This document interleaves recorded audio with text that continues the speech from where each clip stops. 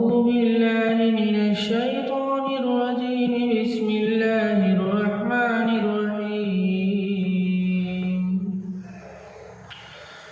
يريد الله بكم اليسر ولا يريد بكم العسر. Allah intends for you the easy and not intends for you the hardship. اللہ تبارک و تعالی ہر معاملے میں تمہارے لیے آسانی چاہتے ہیں، سہولت چاہتے ہیں، لیکن تم اس کو مشکل بنانے میں لگے ہوئے ہو۔ اللہ آسانی چاہتے ہیں تاکہ میرے بندے آسانی سے عمل کر سکیں، لیکن تم اس کو مشکل بنانے میں لگے ہو، اس لیے تم گنہگار ہو۔ میرے بھائی، شادی کا مقصد جہیز بالکل نہیں، شادی کا مقصد ہے کلٹیویشن، نسل کی افزائش، نسل کو آگے بڑھانا، کھیتی باڑی کرنا، پھل فروٹ لانا، پیداوار کا ہونا، پروڈکشن کا ہونا، بس اس کے علاوہ شادی کا جو مقصد ہم نے بنا رکھا ہے اپنی بے روزگاری اور اپنی غریبی جہیز کے راستے سے دور کرنے کے لیے، میرے بھائی سخت ناگوار طریقہ ہے۔ دیکھیے، اگر کسی کو کچھ دینا ہی ہے تو ضرورت کے سامان موقع بموقع وہ دے سکتا ہے۔ ایک آدمی کی ضرورت ہے تھوڑی دیر کے لیے، ایک آدمی نے شادی کی اپنی لڑکی کی، لڑکی چلی گئی اور 1 مہینے کے بعد آئی، اس نے بتایا کہ ہمارے گھر میں انورٹر کی ضرورت ہے، تو ماں باپ نے انورٹر کا انتظام کر دیا۔ یعنی پہلے اس کو جانے دیجئے، پھر وہاں سے پتہ چل جائے گا اس کو کس چیز کی ضرورت ہے، پھر وہ جیسے بتائے گی اس پر عمل کر لیجئے۔ یہ جہیز نہیں ہے، یہ اولاد کے ساتھ شفقت ہے، مہربانی ہے۔ جیسے ماں باپ لڑکے کے ساتھ احسان کرتے ہیں، کچھ نہ کچھ دیتے لیتے رہتے ہیں، اسی طریقے سے اپنی لڑکی کو بھی وہ دے سکتے ہیں، موقع بموقع۔ شادی کے ماحول میں نہیں، شادی کے ماحول میں ہوگا شادی سے پہلے دیں گے یا 1-2 دن کے بعد دیں گے تو وہ سب کچھ جہیز ہی مانا جائے گا۔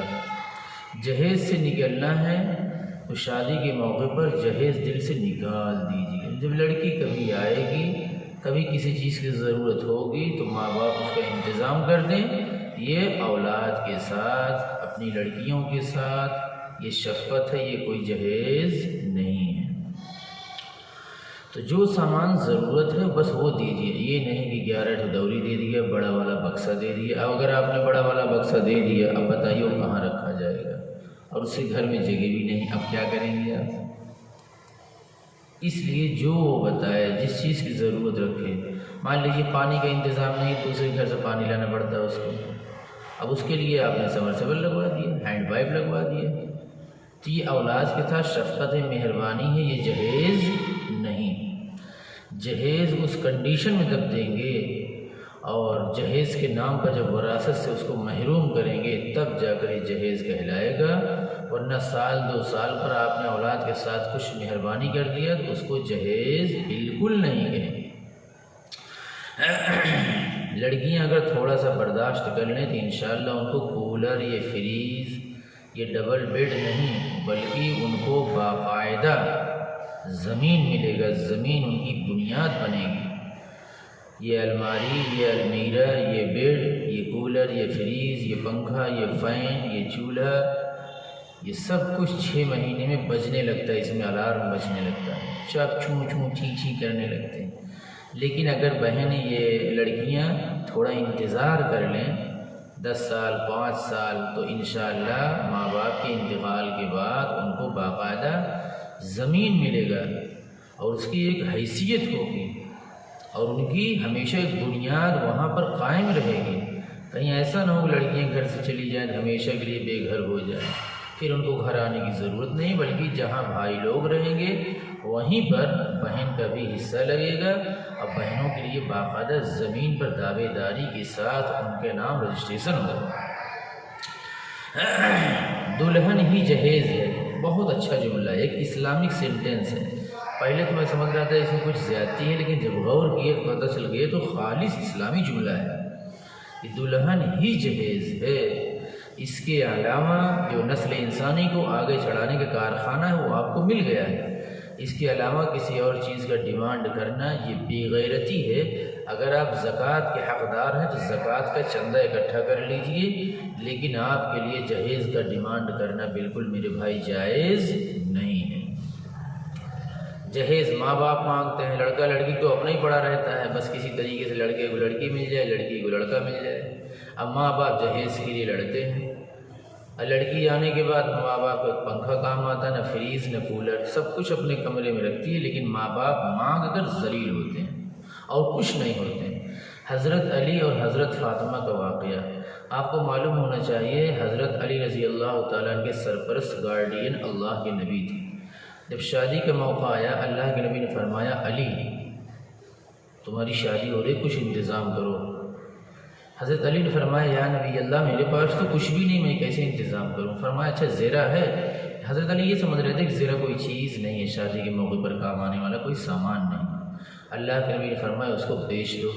حضرت علی لے کے نکلے، حضرت عثمان بن عفان مل گئے، ساڑھو لگیں گے نا آگے چل کر، انہوں نے خرید لیا، سمجھا کہ اسلامی چیز ہے، اگر یہ ہاتھ سے نکل جائے گی تو دوسرا کوئی خرید لے گا، اس لیے انہوں نے خرید لیا پیسے دے کر۔ فری میں اگر دیتے تو وہ بالکل نہ لیتے۔ عثمان بن عفان رضی اللہ تعالیٰ نے باقاعدہ پیسہ دے دیا، پیسہ ادا کر دیے۔ جب پیسہ ہاتھ میں آ گیا تو اللہ کے نبی کے پاس پہنچے۔ اللہ کے نبی نے فرمایا دیکھیے تمہاری شادی ہو رہی ہے، اس لڑکی کے لیے کچھ انتظام کرو۔ تو حضرت علی رضی اللہ تعالیٰ عنہ نے اللہ کے نبی کا اس میں ایک بھی روپیہ نہیں ہے، سب حضرت علی کا ہے، زیرہ بیچے ہوئے۔ زیرہ مانے آئرن ڈریس، لوہے کا کپڑا ہوتا تھا جو جنگوں میں پہن کر لوگ استعمال کرتے تھے۔ تو حضرت علی رضی اللہ تعالیٰ نے اس پیسے سے کیا خریدا میرے بھائی؟ ایک رضائی، ایک گدا، 2 تکیہ، پرانے زمانے والا جیسے ہوتا تھا، کھال چھال ڈالی رہتی تھی، اور ایک جو ہے ہینڈ میل، وہ پتھر والی چکی ہوتی تھی، ہاتھ سے چلتی تھی، اور ایک مشکیزہ واٹر ٹینک سمجھ لیجیے پانی پینے کے لیے، اور ایک دو برتن، مشکیزہ، 2 تکیہ، ایک رضائی، گدا، اور 1-2 برتن۔ اس کے علاوہ کچھ بھی میرے بھائی نہیں تھا۔ اللہ اللہ خیر صلی اللہ، سب کچھ یہی تھا۔ اسی میں نکاح ہو گیا۔ آج پھر جو کچھ پیسہ بچا تھا حضرت علی سے فرمایا وہ مہر کے لیے تمہارا ہو گیا۔ حضرت علی نے مہر ادا کر دیا۔ تو کہنے کا مقصد یہ ہے کہ شادی کس قدر آسان چیز ہے، ساری ذمہ داری اللہ کے نبی نے حضرت علی پہ ڈالا، لڑکے پہ ڈالا۔ کیوں؟ اسلام للکارتا ہے، اسلام چیلنج کرتا ہے لڑکے کو، اگر تم مرد ہو تو اپنی مردانگی دکھاؤ، اور لڑکی پر کوئی ذمہ داری مت ڈالو۔ جزاک اللہ۔